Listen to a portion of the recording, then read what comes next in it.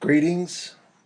This is Bradford Townsend, and this is a forward forecast report, 2nd of April, 2016, the second quarter of 2016.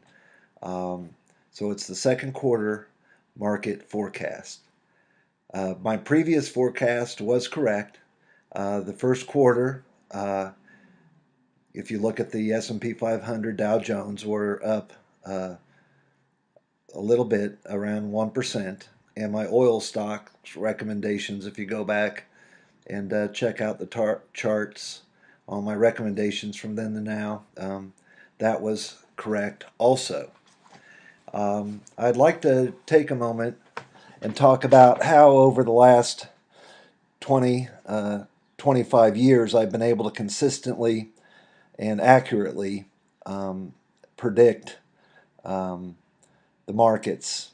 I was taught this method by an elderly Jewish man in my first year in financial services. It's the Jewish custom to mentor an apprentice, especially if they don't have a father or uncle or other family member to mentor them. That's called a mitzvah. And I also learned this from my grandfather, but in a little bit lesser detail. So the first component is cycles.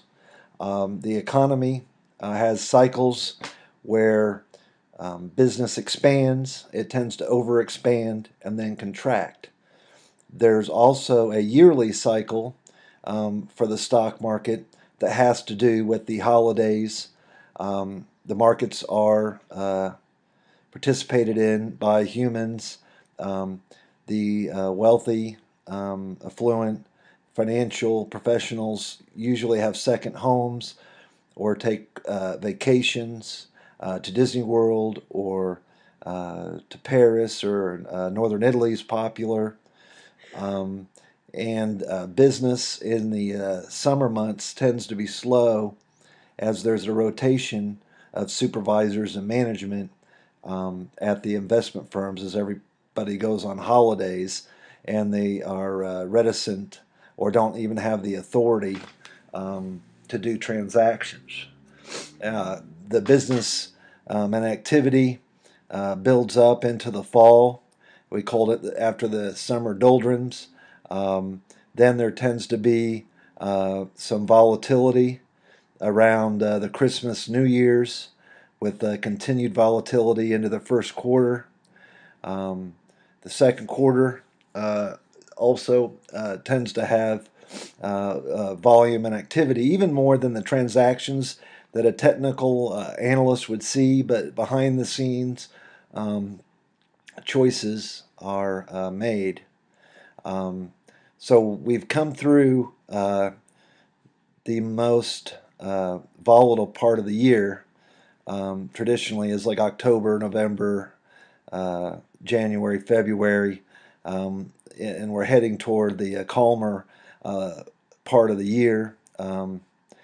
There'll probably be less volatility, and then things will calm down even more so into the summer. The second component is valuations, such as price to earnings ratio and dividend yields. If you look at any type of academic or white papers of investment firms, Mr.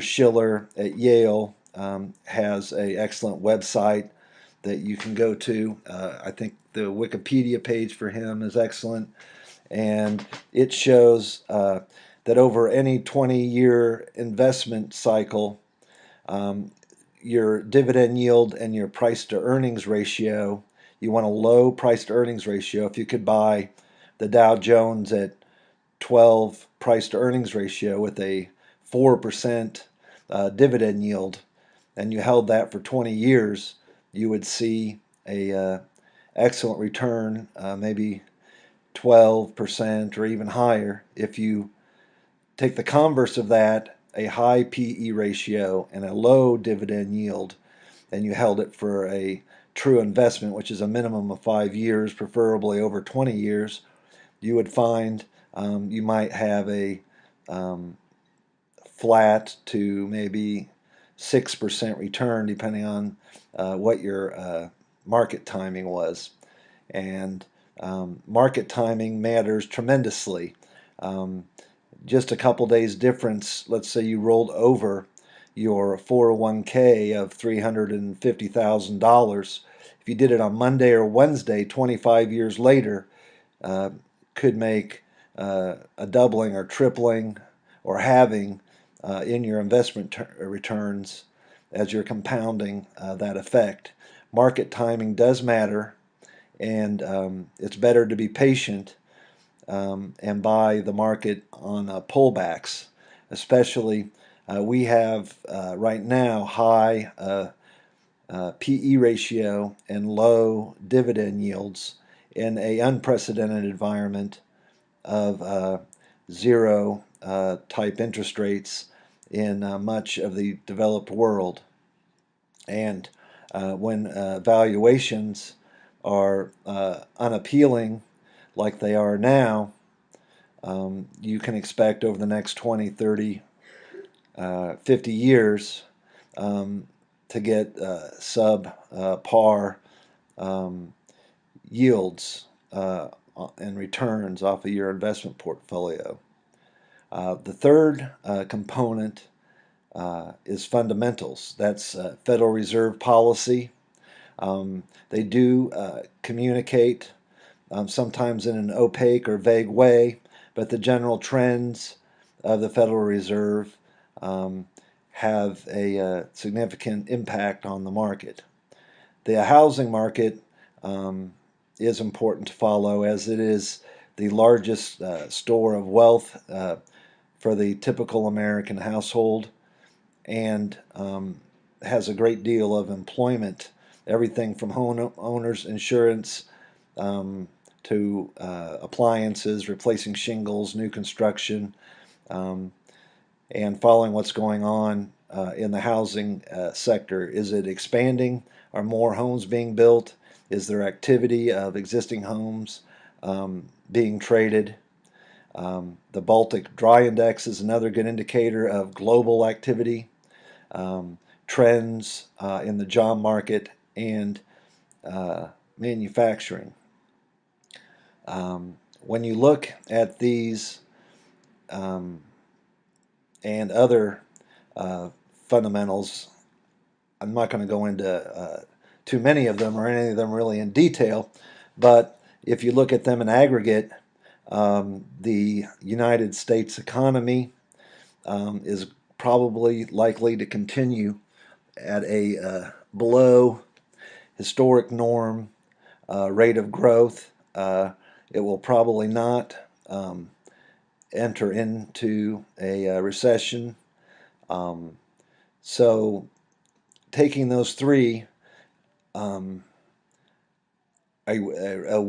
weak growth economy that has a low employment rate with a lot of discouraged workers or workers who aren't willing to work the jobs that are available for the pay that's available. There's a lot of overcapacity in the labor market, more workers than there are jobs, and there's also an abundance of machinery, an abundance of capital, both physical capital, such as robots, and banking capital, investment capital that's on the sidelines that could be utilized.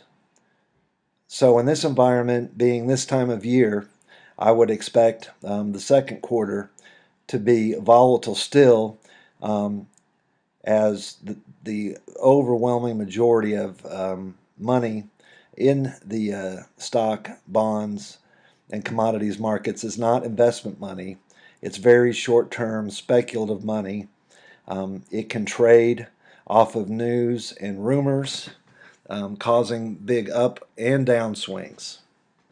So I would think the market will do similar.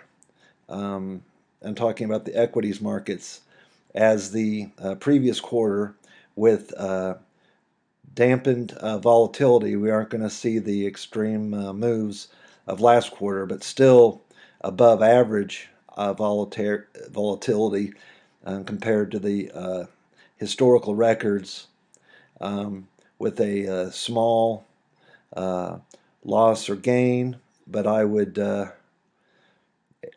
probably say, if I had to, and I will put out a number, I'm going to say a 2% gain for the quarter, as I don't want to be cowardly and not put a hard figure out there.